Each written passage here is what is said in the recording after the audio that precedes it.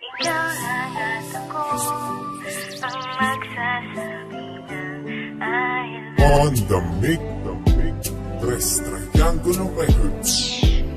Ako'y muling nagkaroon ng pagkakataon na ihayag aking damdamin sa nasirang relasyon na hindi ko napaglaban dahil may pangarap ka na umahong ka sa hirap makapag-ibang bansa. Habang ako ay nakapikit aking naaalala, panyo mo sa aking bigay pamunas ko ng luha na aking iningatan na tumulo pa sa lupa. Dahil kahit naipatak, di pa rin nuhupa ang sakit sa aking puso dahil ika'y lalayo at mga pangarap natin ay di na mabubuo sapagkat nasunog ang papel ng ating mga plano dahil ikaw ay lilipad sakay ng eroplano. pagkat ikaw ay lilisan dahil gusto mong yumaman. Kaya di na ako tumanggi, di ka pinigilan dahil alam ko lamang na doon ka sasaya. Kaya mas pinili kong masakta na lang mag-isa. Masakta na lang mag-isa, masakta na lang mag-isa. araw naghihintay, hawak lamang ang sinabi mo.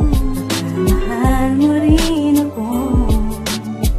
Tama na sa'kin ang minsay, binigyan mo ng pag-asa.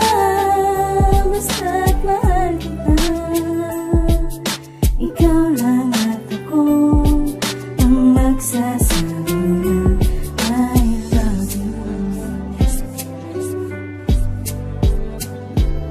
3 taon na ang lumipas, ngunit wala ka pa. Tinatanong sa aking sarili kung babalik ka pa. At ako ay nabigla nang dumating ang telegramang mahal, punta ka rito, gusto kitang makita. At ako ay lumipad patungo sa'yo sa Qatar, dumiretso sa simbahan dahil sa iyong kasal. At ako'y napaiyak dahil ako ay nasaktan. Ang pangarap kong babae meron ng paglalaanan ng kanyang puso na matagal ko nang iniingatan, na aking inalagaan at hindi pinabayaan. Ngunit ano ang kapalit, ano ang kasalanan? Nagbiro ang tadhana, ako pa ang napagbalingan. At hindi ko na kayanan, kaya ako'y umuwi. Nagdala ng pasalubong, yun ay ang pagkasawi. Ang akala kong ligaya na aking makakamtan ay hindi pala, kundi sakit lang ang mararanasan. Lang ang mararanasan, lang ang mararanasan. Araw naghihintay, hawak lamang ang sinabi mo.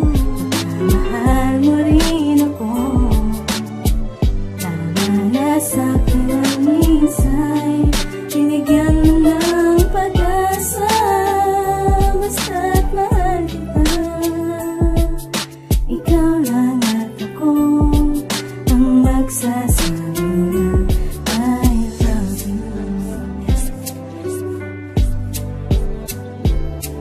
Ilang buwan pa ang lumipas, naiisip pa kita. Nung nagring ang cellphone ko, ako ay labis na bigla. Nang tumawag ang inay mo't meron siyang pinabatid. Ang lalaki sa iyong kasal ay iyong kapatid. Ikaw ay nagkunyari dahil meron kang karamdaman na kahit anong gawin ay hindi na malulunasan. Nang kahit anong gamot, kahit marami kang subukan, kaya nilipat mo sa'kin ng iyong kayamanan. Ngunit di ko tinanggap dahil hindi nababayaran ng pag-ibig ko para sa'yo, aking ipaglalaban. Habang nabubuhay ka, kaya ako ay nagpunta sa bahay mo sa Qatar para makita lang kita. Ngunit ang balitang masama ngayon ay alas 5 ay pumanaw ka na raw. Kanina lamang alas 4 ako ay napaiyak at ako'y napaupo. Pangalan ko raw ang sigaw mo habang naghihingalo.